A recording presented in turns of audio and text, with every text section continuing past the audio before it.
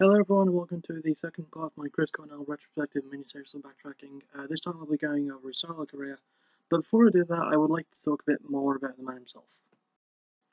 Chris Cornell was born Christopher John Boyle on July 20th, 1964. He passed away on May 17th, 2017, this year, just about 3 months before his 53rd birthday. He sadly died due to suicide by hanging, having dealt with depression and substance abuse problems for quite a long time. I did mention some stuff about that in my previous backtracking episode with Soundgarden, but I still feel like it was, it still feels like it warrants a mention. So, anyway, his solo career began in 1998, just 2 years after Soundgarden split up, and he put out 4 albums of his own. He also contributed to many movie soundtracks, most notably one of the Daniel Craig Bond movies, but going over those would take way too long, so let's just keep it to Chris's own albums for this one. It's backtracking, and this time it's Chris Cornell. Also, yes, my cat is in the background.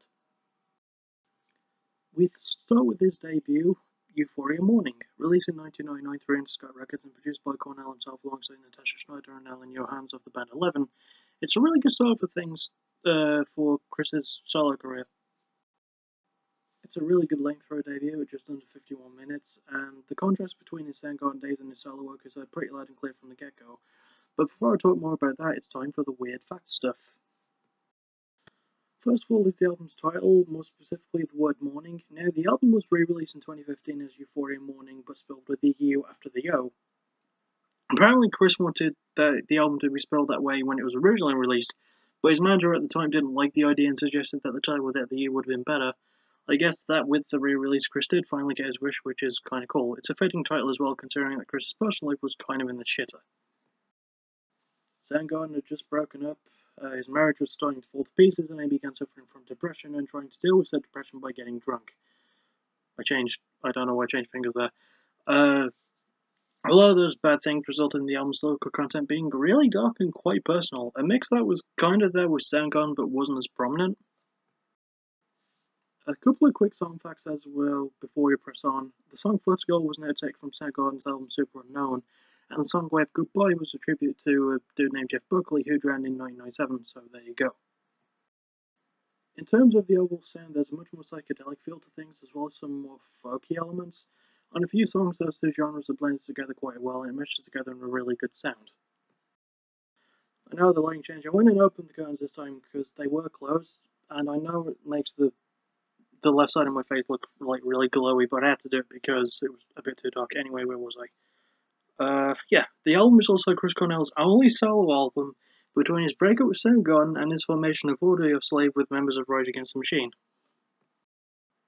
Going back a bit though, I would like to say another rest in peace to Schneider herself, who died of cancer in 2008. I know it's 10 years too late, and I didn't really know who she was or listen to her music, but, still sucks.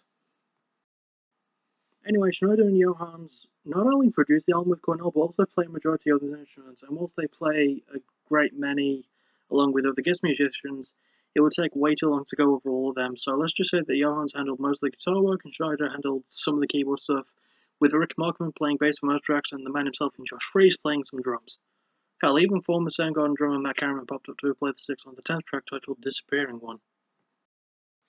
Chris Cornell belts out some great melodies and harmonies once again with messages about his depression, loneliness, and relationships. They're hard to make out, but that's what I gather the messages are. Standout songs include Can't Change Me, which was nominated for a Grammy Award because Chris Cornell is just that damn good, Preaching the End of the World, Wave Goodbye, Follow My Way, and my favourite in Pillow of Your Bones. Slightly morbid title, but it does have nice meaning. Despite the dark lyrical content and the difficult times surrounding Cornell at this point, at the point of the album's release, he didn't let that stop him from not only putting out a good album, but also showing that he can make it on his own with a little bit of help from friends. I can't recommend it. We then move on to his second album, Carry On, released in 2007 through Interscope, again along with Short Tone and produced by Steve Lillywhite. Carry On is eerily similar to Euphoria Morning in terms of circumstances surrounding it. See, whilst his debut came out not long after Soundgarden split up, Carry On was released not long after Audioslave had split up. And to make matters worse, whilst it's not the level of getting divorced and getting depressed about it, Chris was in a motorcycle accident during the recording of the album.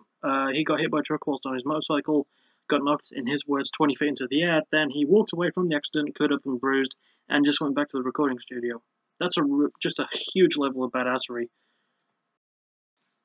Chris Cornell is kind of like Gus from Berserk in that way, only without the giant sword and demon slaying and being shagged by monsters and stuff. It's weird.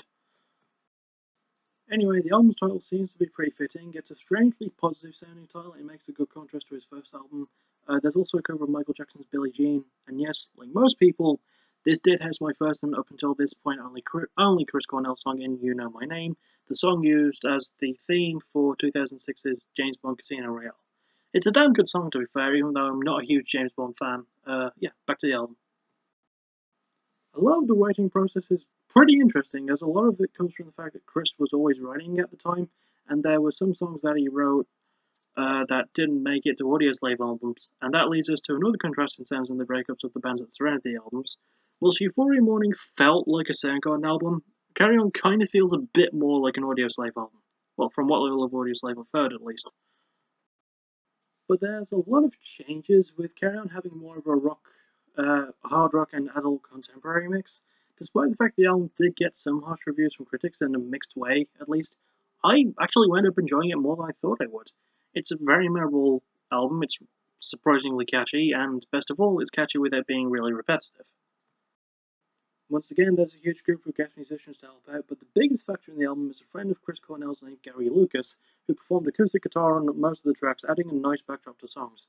Also, the fact that You Know My Name was co-written with David Arnold, best known for his contributions to Bond soundtracks as well as for many other films. He was a good help.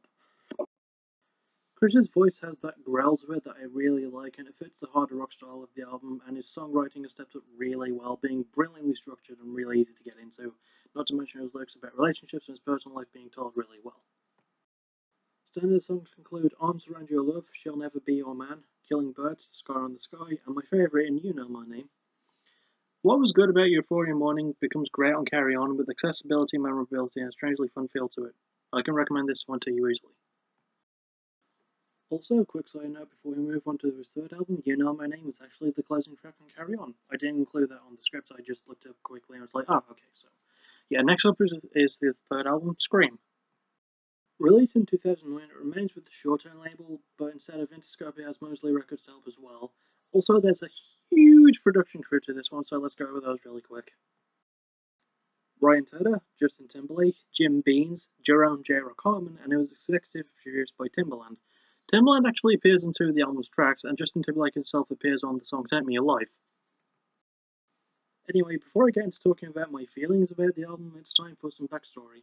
Everyone's favourite part of these, I know. Anyway, the idea of the album came to Chris Cornell as he wanted to remix songs from Carry On. I don't really know why he'd want to do that, considering the Carry On is pretty fucking awesome, but there you go. Anyway, as Cornell had the idea of remixing his previous album's material, he just happened to bump into Timbaland one day and they got together to work on this album. What first started out as an intent to remix things soon turned into writing and recording an album full of new material in just 6 weeks, and to be honest, it really sounds like it. It's weird to think that there are a couple of rock versions of two of the songs from this album, with those songs being Long Gone and Never Far Away. It's weirdly ironic to say that those two titles in a row, I think. Anyway, I've probably given away the album's sound by pointing out that there are rock versions of songs. And sadly, it's damn true that this album has a pop sound to it. Ugh. Now, under normal circumstances, I wouldn't have an issue with this. But in this circumstance, it's just so lazy. In terms of structure, it's pretty good, but it's overproduced to bollocks, and it's just so damn boring. The album is also Chris Cornell's longest in his solo career, almost an hour and 4.5 minutes, and please, do not even get me started on the lyrics. They return to the repetitive and stupid, much like Soundgarden's Lighter Than Love did, only some way it's worse on Scream. You'd think that an album title like Scream would have a heavy sound to it, but no, oh hell no. Even the small handful of riffs that do exist on the album are unmemorable at best and just straight up really dull and boring at worst. The production is no help either, constantly double-tracking Chris's vocals, and on some occasions, there's even auto-tune. Okay, I'm gonna have to stop you right there, Scream. Chris Cornell's voice is one not in need of auto-tune, and to have so many production techniques used around his voice to try and make it sound better is just really, really stupid. When he's actually allowed to sing on the album, he shines brightly, but he's bogged down with terrible repetitive lyrics and overproduction out the wazoo with barely any really good instrumentals to talk about. Standout songs include Enemy, Get Up, and my favourite Never Far Away, and yes, I know I usually pick 5 tracks per album, but this This is just unforgivable. The album's got a decent structure, but as I said, it's weighed down by terrible production, boring lyrics, uninspired instrumental work, and a time frame that drags out way too long for way too much of the album. I simply cannot recommend this one to you at all. I just can't. It's really bad. And finally, we reach his fourth album, Higher Truth. Released in 2015 through Universal Music Enterprises and produced by Brendan O'Brien, this album would sadly be Cornell's last overall release before his death earlier this year. Having said that, though, it's really not a bad note to go on, but more on that in a bit, because first, it's facts time. Doodle-doodle-doo. This album is the shortest at just under 45.5 minutes, and it makes up for that time really well. The overall sound is simply described as rock, but it's easy to hear there's more than just that. There's some heavy stuff, some lighter stuff. There's a lot of good small subgenres in there, just sort of like wedged in at points. And it even has the odd touch of Soundgarden here and there. It's not as all over the place, but it feels like Soundgarden, if that makes sense. It's basically a Soundgarden album, but only with Chris singing. Not that that's a bad thing, because he's actually allowed to sing on this album with it being processed through Oblivion stream. Anyway, that's always a positive. There's not really a lot of facts I can find about the album, to be honest. Chris Cornell does play many instruments on it, with bass, mandolin, and some percussion, with Brendan O'Brien, the producer, himself playing guitar, bass, keyboards, and providing drumming and percussion, as well as a drum machine, and something called a hurdy-gurdy, which is a lap guitar with a crank on the side. It's a lot more complicated than that, but that's what I got from it from looking at pictures of it. Regardless, it's got a hilarious name and it's a weird looking thing, but it's one of the main responsible instruments in achieving what is an overall more acoustic feel to things on this album. In fact, the drumming itself was pretty easy to help structure the songs, as they made a loop, laid it, then added the rest of the percussion. For that reason, the drumming is slightly forgettable, but it's really not that bad. The biggest focus for this album is Chris Cornell's voice, I think. He sings nice and clean throughout the entire album, and remembering that Chris was 51 by the time of this album's release, you would have thought they would have lost some of that, especially considering that signature growl that his voice is known for having. But it turns out that he can still sing clearly with the best of them. That rasp is still there, but it's not as prominent. It was weirdly a bit more prominent on Scream, which is a strange sentence to say considering Scream was an extremely poppy album. Anyway, yeah. Chris's voice sounds fantastically, and I think that this album might be the most concise he's ever been. He's just easier to listen to, if that makes sense. His messages of relationships, love, and life are pretty sound and sometimes sad.